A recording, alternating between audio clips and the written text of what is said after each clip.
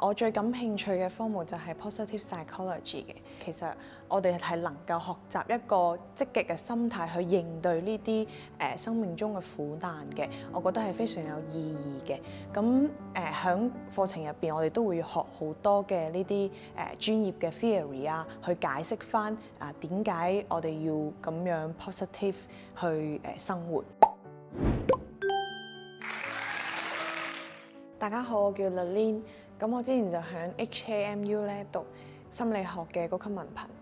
咁我而家就喺香港樹仁大學讀輔導心理學系 Year 2。咁我揀樹仁大學嘅輔導心理學課程係因為佢嘅歷史比較悠久啦，同時都比較出名。咁我覺得同 High Dip 之前相比咧，樹仁大學嘅輔導心理學課程咧會相對架構會嚴謹啲。咁之前 High Dip 可能讀嘅好多係一啲基本嘅心理學知識啦，咁但係喺樹仁大學讀嘅可能就深入啲，會有一啲輔導技巧嘅專業知識。咁其次嘅話，導師喺專業內都係非常有權威性嘅。咁相比之前 High Dip 嘅生活嘅話，樹仁大學嘅校園設施會比較完善啦。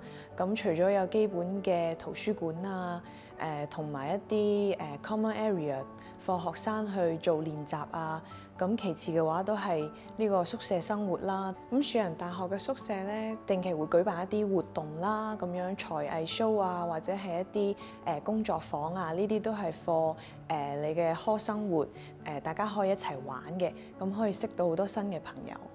我覺得最難嘅位置可能係我哋點樣響接受一個 client 嘅情緒嘅同時咧，我哋又可以以一個專業嘅角度去分析佢哋嘅問題。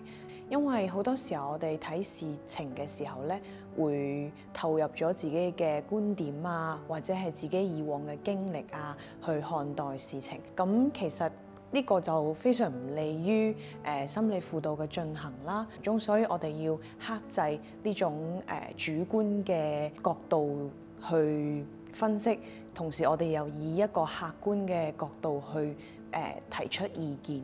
我最感興趣嘅科目就係 positive psychology 嘅，咁佢係由 Dr. Jo 教㗎啦。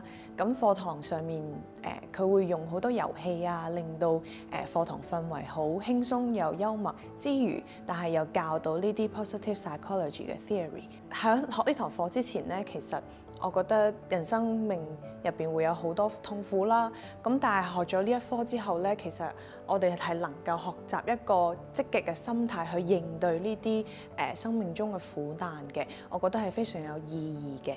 咁喺課程入邊，我哋都會學好多嘅呢啲專業嘅 theory 啊，去解釋返點解我哋要咁樣 positive 去生活。咁其次嘅話就係我都好中意 Dr. Tong 嘅micro skills 啊，咁樣佢嘅課程入邊就會教好多有關心理輔導嘅專業知識啦。咁呢啲知識又非常實用之餘咧，又非常能夠幫到我自己去做一個專業嘅心理諮詢師。